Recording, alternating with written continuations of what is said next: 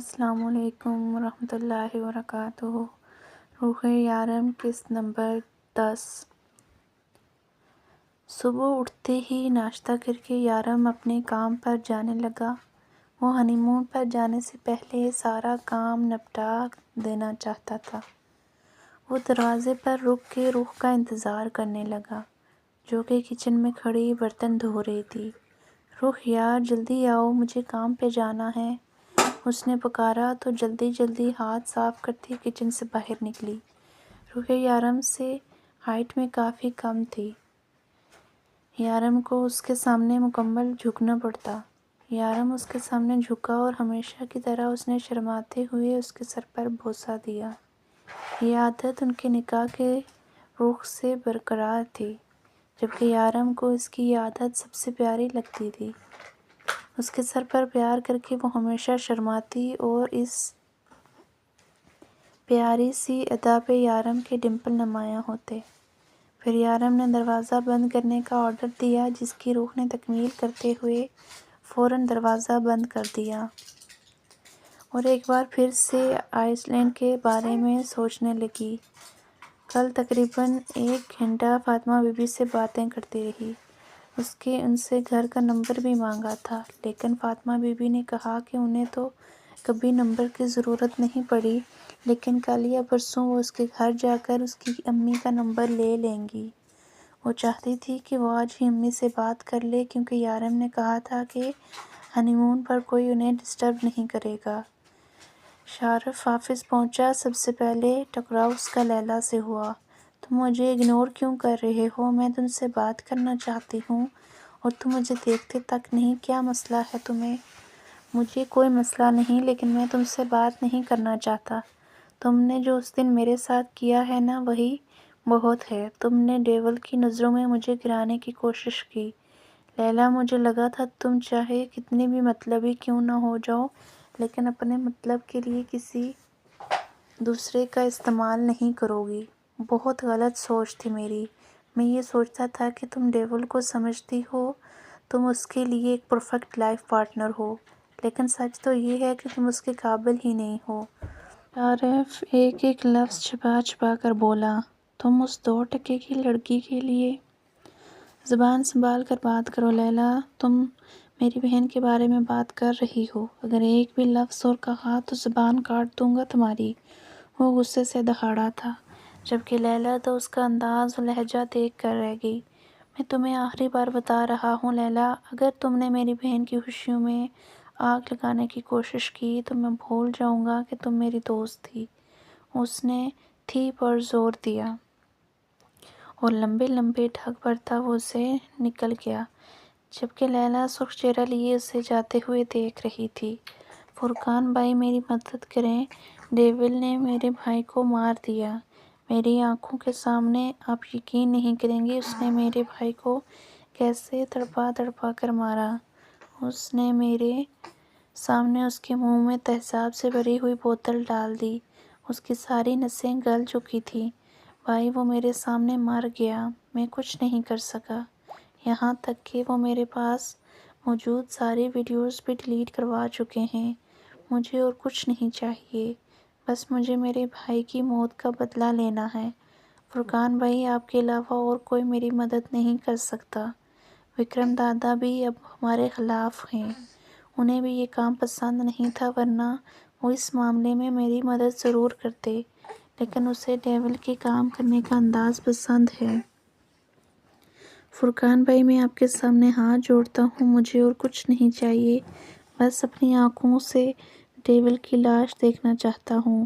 راشد اس وقت اپنے سامنے صوفے پر بیٹھے فرقان کی منتیں کر رہا تھا۔ فرقان کا بہت بڑا گینگ تھا، وہ اپنے آپ میں بہت پاور رکھتا تھا، وہ اس علاقے پر حکومت کرتا تھا، پر ڈیول کو اپنا سب سے بڑا دشمن مانتا تھا۔ تم فکر مت کرو راشد، میں تمہارے ساتھ ہوں، اور جہاں تک بات وکرم دادا کی ہے تو ہم ان کو صرف یہی بتائیں گے ڈیول کے ہاتھوں تمہارا بھائی مارا گیا، یہ نہیں کہ وہ کیوں مارا گیا۔ وکرم دادا ہمارا ساتھ ضرور دیں گے۔ اور پھر لگے ہاتھ میں بھی ڈیول سے اپنے پرانے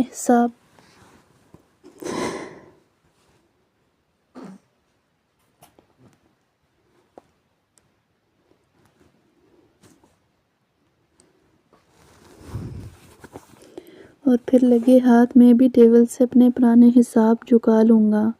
لیکن ڈیول کو تم ختم کرنا اتنا بھی آسان نہیں۔ وہ باز کی نظر رکھتا ہے، شیر کی طرح دھاڑنا جانتا ہے تو چیتے کی طرح چیرنا جانتا ہے۔ وہ اتنی آسانی سے ہمارے ہاتھ نہیں آئے گا۔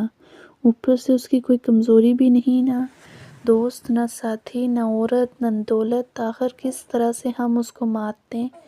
ڈیول کو راستے سے ہٹانا اتنا آسان نہیں، لیکن ہم وکرم اور ہم ایک ساتھ ہو جائیں تو یہ زیادہ مشکل بھی نہیں رہے گا۔ تم سب کچھ سنبھال لو گے نا خضر؟ مجھے شکایت کا موقع نہ ملے، اور شارف کی طرف سے تو ہرگز نہیں چاہیے۔ وہ اس وقت خضر کا سارا کام سمجھا رہا تھا۔ وہ اپنے پیچھے خضر کو چھوڑ کر جا رہا تھا۔ تم بالکل فکر مت کرو، میں ہوں نا۔ تم ٹھیک سے اپنا ہنی مون انجوائے کرنا۔ یہاں میں سب کچھ سنبھال لوں گا، اور شارف کی طرف سے تمہیں کوئی شکایت نہیں ملے گی۔ ہاں، لیکن میں لیلی کی کوئی گارنٹی نہیں دے رہا۔ وہ سرپھری لڑکی 3 دن سے یہاں نہیں آ رہی تھی، اور آج آئی ہے تو باہر بیٹھی اپنی فیشن کی دکان کھول رکھی ہے۔ میں نے اسے کہا تھوڑا کام پر دھیان دو تو کہتی ہے جس پر دھیان دیتی تھی اسے تو میرا دھیان ہی نہیں۔ مجھے تو لگتا ہے اس کا سر گھوم گیا ہے۔ خضر لیلی سے کافی اکتایا ہوا تھا، جو کسی کو ہاتھ کھاتے میں نہیں لا رہی تھی، جبکہ ہیکنگ کا سارا کام صرف لیلی کر رہی تھی، جو بہت دنوں سے رکا ہوا تھا۔ بلاؤ اسے، میں خود بات کرتا ہوں۔ یارم کے آرڈر پر خضر نے فوراً اسے بلایا، اور اگلے 5 منٹ میں وہ اس کے کیبن میں تھی۔ دیکھو لیلی، اگر تمہیں کام کرنے میں انٹرسٹ نہیں ہے تو تم یہاں سے ہمیشہ کے لیے جا سکتی ہو۔ مجھے تمہارے جیسے ورکر نہیں چاہیے۔ ڈیول نے 2 ٹک لہجے میں بات کی۔ میں نے کب کہا مجھے انٹرسٹ نہیں ہے؟ میں آج ہی سارا کام نپٹا دوں گی۔ لیلی جانتی تھی کہ ڈیول اسے واپس وہیں بھیج دے گا جہاں سے وہ اسے لایا تھا، اور واپس تو وہ مرتے دم تک وہاں نہیں جانا چاہتی تھی، لیکن اسے یہ نہیں پتا تھا کہ شکایت اتنی جلدی یہاں پہنچ جائے گی۔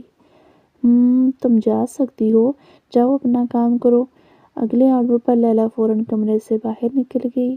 وہ دوسری لڑکی کہاں ہے؟ ڈیول نے معصومہ کا پوچھا۔ وہ شارف کے ساتھ سائٹ پر کام دیکھنے گئی ہے۔ شارف نے کہا تھا وہ دونوں سائٹ پر کام کریں گے، اور وہ شارف کی مدد کرے گی۔ شارف کو سائٹ پہ کام کرنے کے لیے کب سے مدد کی ضرورت پڑنے لگی؟ ڈیول نے پوچھا۔ جب سے یہ معصومہ محترمہ آئی ہے، خضر نے جل کر جواب دیا۔ وہ بیٹھی سوچ رہی تھی کہ آئس لینڈ میں جانے کے لیے وہ کون سی قسم کے کپڑے پیک کرے کہ دروازے کی گھنٹی بجی۔ ارے یہ کون آ گیا؟ یارم کا تو ابھی واپسی کا ٹائم نہیں ہوا۔ ضرور شارف بھائی ہوں گے، وہ سوچتے ہوئے دروازے کی طرف آئی۔ دروازہ کھولا تو سامنے وہ انسان کھڑا تھا۔ اسے پہچاننا اس کے لیے مشکل نہ تھا۔ یہ تو وہی انسپکٹر تھا جو اسے اس دن یارم کے آفس چھوڑ کے آیا تھا۔ السلام علیکم، کیسی ہیں آپ؟ کیا میں اندر آ سکتا ہوں؟ اس نے مسکرا کر پوچھا۔ وعلیکم السلام، آئی ایم سو سوری، میرے شوہر گھر پر نہیں ہیں، آپ اندر نہیں آ سکتے۔ رخ کو یارم کی باتیں یاد آئیں۔ یارم نے اسے بتایا تھا کہ یہ آدمی اسے پھنسانا چاہتا ہے۔ اٹس اوکے، ٹھیک ہے، میں اندر نہیں آ رہا۔ وہ ڈیٹھوں کی طرح مسکرایا تھا۔ میں تو بس آپ سے یہ پوچھنے آیا تھا کہ کیا آپ جانتی ہیں کہ آپ کا شوہر کیا کام کرتا ہے؟ سارم فوراً اپنے مطلب کی بات پہ آیا تھا۔ جی ہاں، وہ ایک کمپنی چلاتے ہیں، روح نے فوراً جواب دیا۔ کس قسم کی کمپنی؟ سارم نے پھر سے پوچھا۔ وہ کوئی دوائیوں کی کمپنی چلاتے ہیں۔ کس قسم کی دوائیاں؟ جان بچانے والی دوائیاں، روح نے فوراً جواب دیا۔ بہت غلط معلومات دی گئی ہے آپ کو۔ آپ کے شوہر جان بچانے والی دوائیاں نہیں بلکہ جان لینے والے اسلحے کی خرید و فروخت کرتے ہیں، یہاں تک کہ کئی لوگوں کی جان بھی لے چکے ہیں۔ آئی ایم سو سوری روح، لیکن تمہارا شوہر ایک قاتل ہے، دبئی کا ایک بہت بڑا ڈان ہے۔ ڈان کا مطلب سمجھتی ہو تم؟ گناہوں کی دنیا کا بادشاہ، ایک قاتل جس کی نظروں میں کسی کی جان کی کوئی اہمیت نہیں۔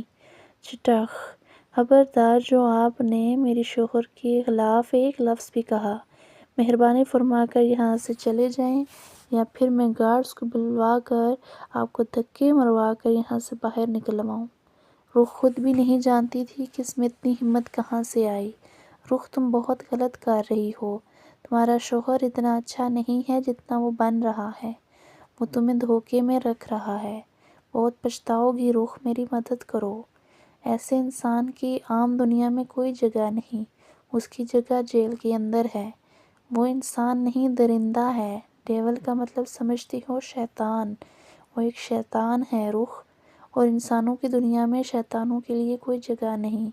بس کریں، خدا کے لیے چلے جائیں یہاں سے، رخ تقریباً چلاتے ہوئے بولی، اور اس کے منہ پر سے دروازہ بند کر دیا۔ صارم کافی دیر تک دروازہ کھٹکھٹاتا رہا، لیکن رخ نے دروازہ نہیں کھولا۔ تھوڑی دیر کے بعد وہ چلا گیا تو روح نے یارم کو فون کر کے سب کچھ بتایا۔ وہ فون پر بھی مسلسل رو رہی تھی۔ وہ تو شکر ہے یارم، آپ نے یہ ساری باتیں پہلے ہی مجھے بتا دی، ورنہ نہ جانے یہ گرا ہوا آدمی مجھے آپ کے خلاف کیا کیا بتاتا۔ آپ کو پتہ ہے وہ کیا کہہ رہا تھا؟ وہ کہتا ہے آپ قاتل ہیں، آپ نے خون کیے ہیں لوگوں کے، لیکن میں نے بھی اس سے بتا دیا کہ آپ ایسے نہیں ہیں اور نہ ہی آپ ایسا کبھی کر سکتے ہیں۔ وہ روتے ہوئے بول رہی تھی اور اس کا ہر آنسو یارم کے دل پر گر رہا تھا۔ میں نے تمہیں منع کیا تھا سارم، میرے کام میں دخل اندازی کر سکتے ہو لیکن میری پرسنل لائف میں نہیں۔ تم نے میری روح کو مجھ سے دور کرنا چاہا، اس کی قیمت تمہیں چکانی پڑے گی۔ روح کا فون بند ہوتے ہی اس نے سارم کو فون کیا تھا۔ اس کا نمبر دیکھتے ہی سارم نے فوراً فون اٹھا لیا۔ بھابھی کے ساتھ رات کا تھپڑ کیسا لگا؟ پہلا سوال ہی بے ڈھنگا سا تھا۔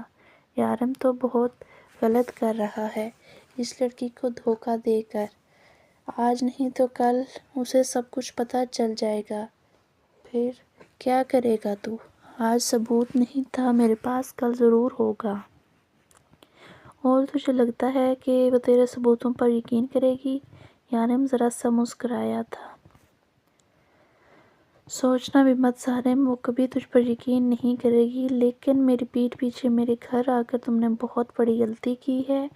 آج کے بعد ایسی غلطی مت کرنا، ورنہ تو جانتا ہے میرے ساتھ غداری کرنے والوں کا انجام کیا ہوتا ہے۔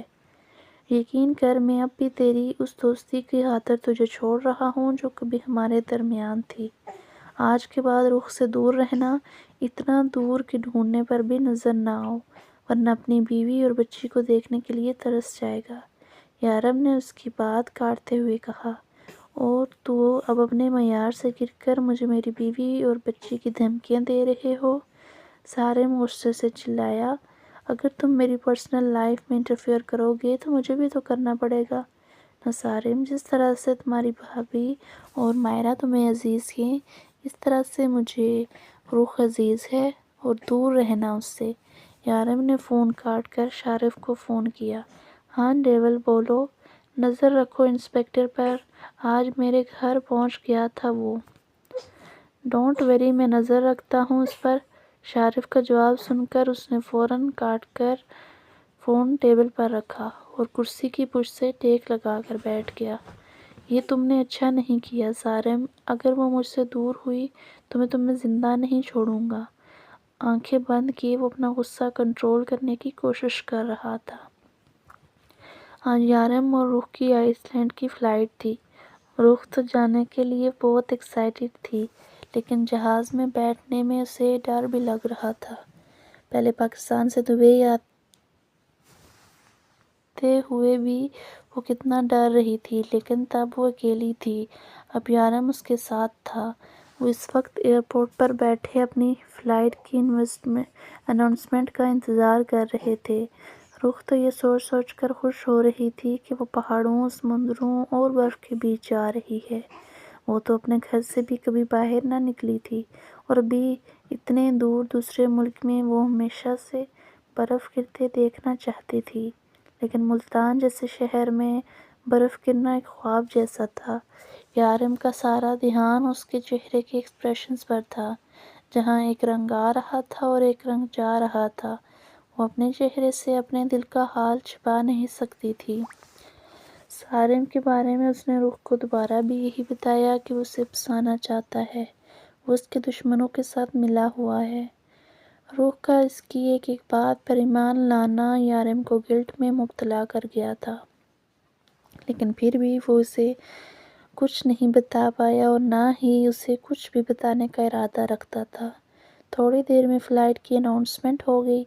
یارم میرا ہاتھ پکڑ کر رکھیے گا، مجھے ایک سیکنڈ کے لیے بھی دور مت جائیے گا، سارا وقت میرے ساتھ رہیے گا، اگر میں سو گئی تم بھی مجھے اکیلا چھوڑ کے کہیں مت جائیے گا، مجھے بہت ڈر لگے گا۔ روح اس کے ساتھ تقریباً چپکی ہوئی تیز تیز بول رہی تھی، میری جان، میں تمہیں چھوڑ کر کہیں نہیں جاؤں گا۔ وہ اسے اپنے ساتھ لیے اپنی سیٹ پہ آ بیٹھا تھا۔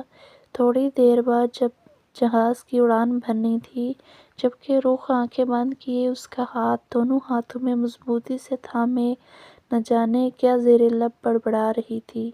یارم نے ذرا غور کیا اور اس کے لبوں کے پاس اپنا کان رکھا تو پتہ چلا وہ قرآنی آیات پڑھ رہی تھی۔ اف ڈرپوک لڑکی! یارم اس کے ڈر پر ذرا سا مسکرایا اور اس کا ہاتھ مضبوطی سے اپنے ہاتھ میں تھام کر اسے سیٹ بیلٹ پہنانے لگا، اور پھر جب فلائٹ اڑان بھرنے لگی تو وہ چیخ مار کر اس کے سامنے سینے میں منہ چھپا گئی۔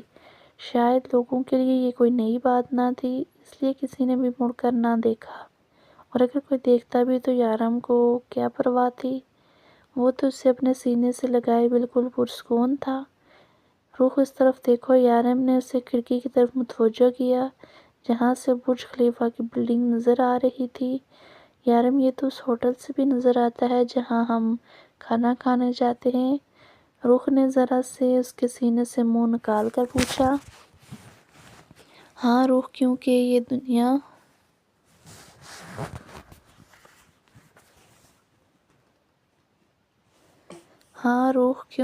دنیا کی سب سے اونچی ترین بلڈنگ ہے۔ دیکھو اسے، یہ کتنی خوبصورت لگ رہی ہے۔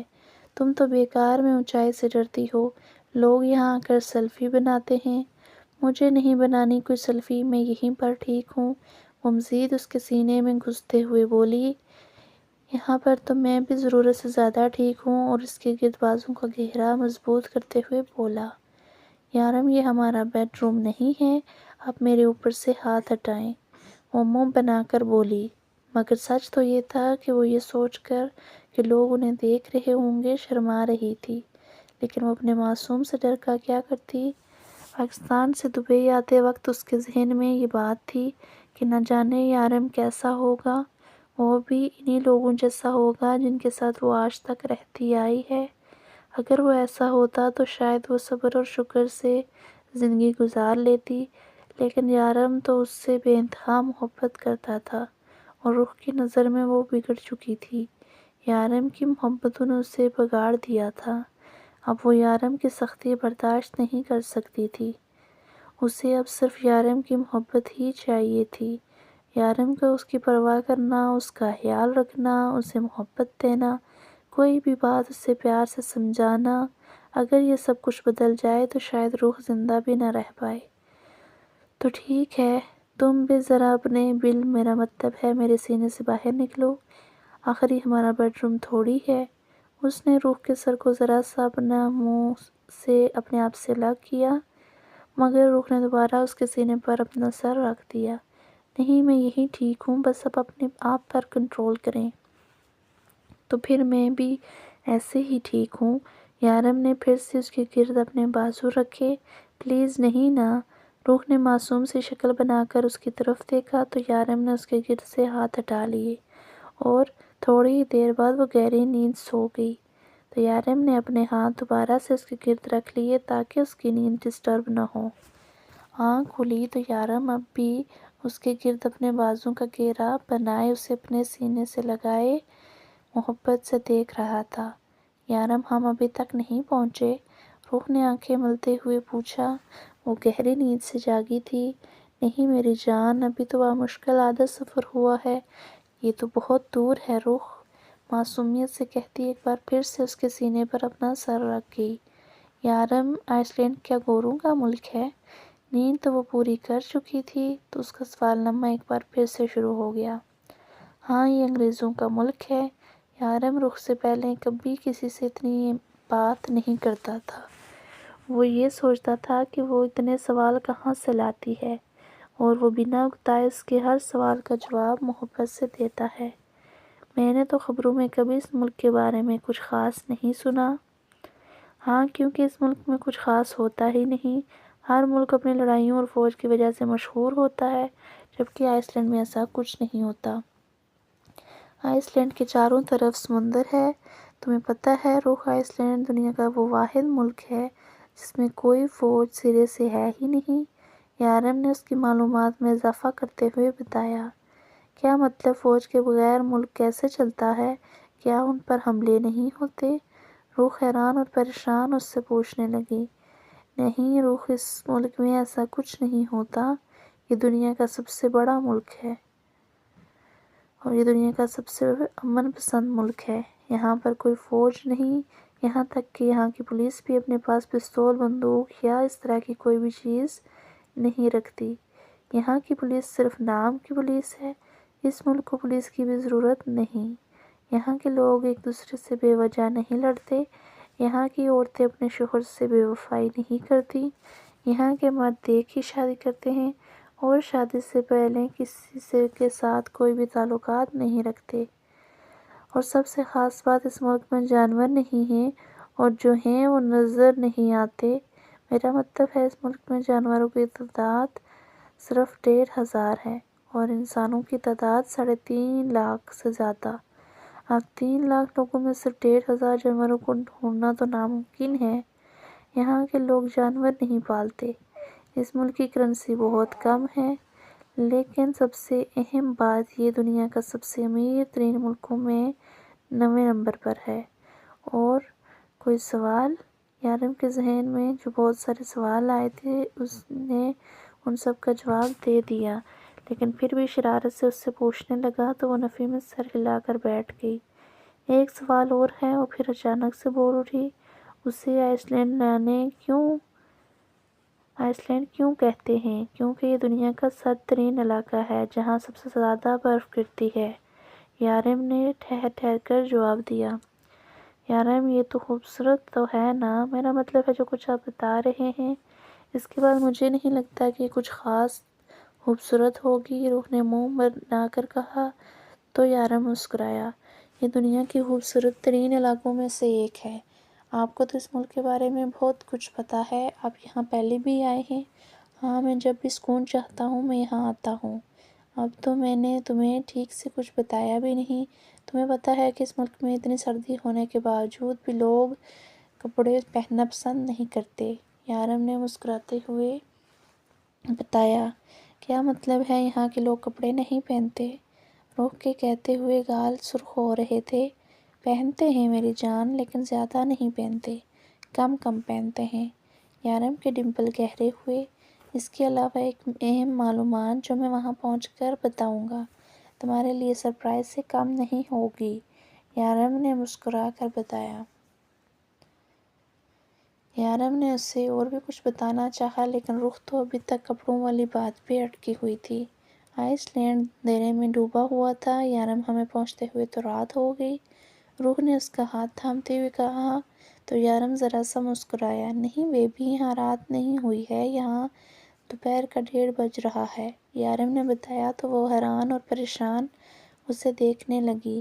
کیا مطلب ہے آپ کا؟ اگر یہاں دوپہر ہے تو اتنا اندھیرا کیوں ہو رہا ہے جیسے شام ہو؟ روح نے دیکھتے ہوئے پوچھا۔ یہی تو وہ معلومات ہے جو میں تمہیں دینا چاہتا تھا۔ آئس لینڈ میں سردیوں میں سورج مطلب نہیں ہوتا، اور اگر ہفتہ 15 دنوں کے بعد ایک بار ہو بھی جائے تو صرف اور صرف 3 سے 3.5 گھنٹے کے لیے، ورنہ یہاں پر ایسے ہی شام کا منظر چھایا رہتا ہے۔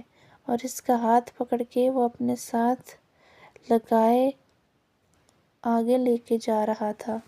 یقیناً اسے بہت سردی لگ رہی تھی، وہ تو ٹھنڈ سے کانپ رہی تھی۔ یارم آپ نے مجھے پہلے کیوں نہیں بتایا کہ یہاں اتنی سردی ہوگی؟ وہ اپنے آپ کو شال سے کور کرنے کی کوشش کر رہی تھی، لیکن ناکام سردی سے بچنا اتنا آسان نہ تھا۔ میں نے بتایا تھا کہ بیبی، لیکن تم نے کہا کہ وہاں پر بھی ایسی ہی سردی ہوگی جیسے دبئی میں ہوتی ہے۔ یارم ذرا شرارت سے بولا تو روح اسے گھور کر رہ گئی۔ اب اس بیچاری کو کیا پتا کہ اس کو ایسے ملک میں لے کے جا رہا ہے جہاں سورج طلوع نہیں ہوتا۔ یارم یہاں میری یہ کلفی جم جائے گی، پلیز جلدی کریں۔ ایئرپورٹ سے انہیں اس ہوٹل کے گاڑی لینے آئی تھی جہاں انہوں نے ہنی مون سویٹ بک کیا تھا۔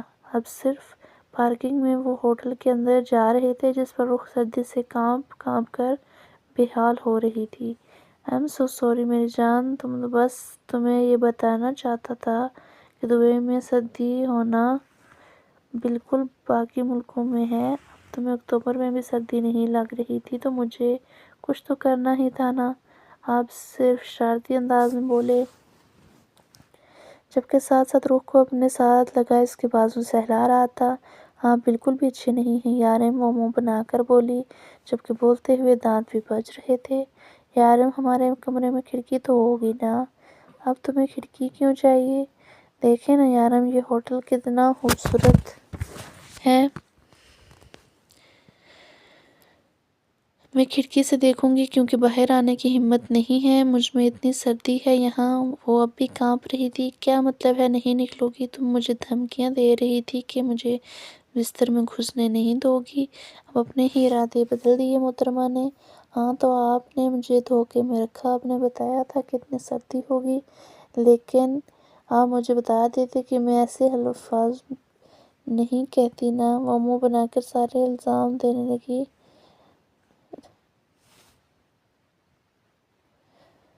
وہ مسکراتے ہوئے سارا الزام یارم کی طرف کیا اور یارم نے اسے قبول کیا۔ بتائیں نا، کمرے میں کھڑکی ہے یا ایسے ہی ڈمپلز دکھاتے رہیں گی؟ وہ اس کے ڈمپل کو دیکھتے ہوئے بولی۔ اگر نہیں ہوئی تو یارم کچھ سوچتے ہوئے بولا، تو میں ڈمپلز کھا جاؤں گی؟ وہ ٹھوڑی پر ہاتھ رکھتے ہوئے سوچ کر بولی، اور بھوکی تھی۔